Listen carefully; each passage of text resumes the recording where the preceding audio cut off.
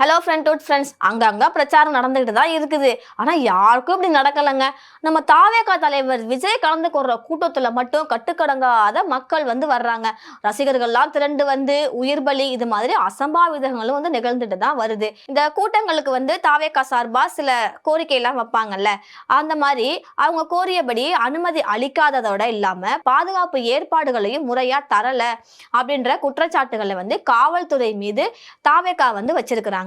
இந்த நிலையில தேர்தலுக்கான வேட்புமனு அளிச்சிட்டு பெரம்பூர் அப்புறம் கொளத்தூர்ல விஜய் ரோட் ஷோ நடத்தினாங்க. அந்த பிரச்சாரத்துல அதிகம் கூட்டம் கூடினதுனால அந்த போக்குவரத்து நெரிசல் தள்ளு முள்ளு இதெல்லாம் ஏற்பட்டுச்சு. இதனால பொதுமக்களுக்கு இடையூறு ஏற்பட்டுச்சு. அதிகமான கூட்டம் இது மாதிரி விதிமுறை மீறல்களால குறிப்பிட்டு காவல்துறையும் வழக்கு பதிவு செஞ்சது. இந்த நிலையில இப்ப தாவேகா கட்சி சார்பா நிர்வாகி CTR நிர்மல்குமார் அவருடைய கட்சி தலைவர் விஜய்க்கு பாதுகாப்பு கோரி ஒன்றிய உள்துறை செயலாளர் அமித்ஷாவுக்கு கடிதம் அனுப்பியிருக்காரு.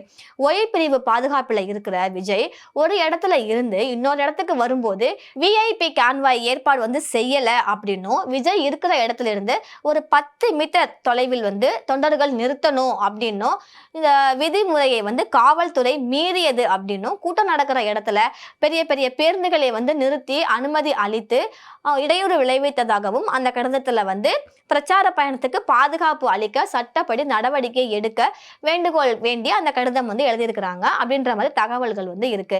இதுல நடந்த ஒரு சுவாரஸ்யமான நிகழ்வு இப்ப வைரலா பேசப்படுது. அதாவது விஜய்க்கு பாதுகாப்பு கேட்டு ஒன்றிய உள்துறை செயலாளருக்கு எழுதின வேண்டிய கடிதத்தை மணிப்பூர் மாநில ஆளுநருக்கு தவறா எழுதி அனுப்பிட்டாங்க. தாவேகா நிர்வாகி நிர்மல்குமார் 2 ஆண்டுகளுக்கு முன்பு உள்துறை செயலாளரா பதவியில இருந்து ஓய்வு பெற்ற அஜய்குமார் கடந்த ஓராண்டா மணிப்பூர் ஆளுநரா பதவி வகிக்கிறாரு. இந்த கடிதத்துல மத்திய உள்துறை செயலாளராக தாவேகாவால் குறிப்பிடப்பட்டுள்ள அஜய்குமார் இப்ப மணிப்பூர்ல கவர்னரா இருக்காரு. உள்துறை செயலர் பொறுப்புல இருந்து அவர் ஓய்வு பெற்று 2 ஆண்டுகள் ஆயிடுச்சு. ஆனா இப்ப தற்போது யார் இருக்காங்க அப்படின்னா கோவிந்த் மோகன் அப்படின்றவர் தான் இருக்காரு. இந்த விவரங்கள் எதுவுமே தெரியாம மணிப்பூர்ல இருக்கிற பழைய உள்துறை செயலருக்கு தாவேகா லெட்டர் எழுதி அனுப்பிட்டாங்க.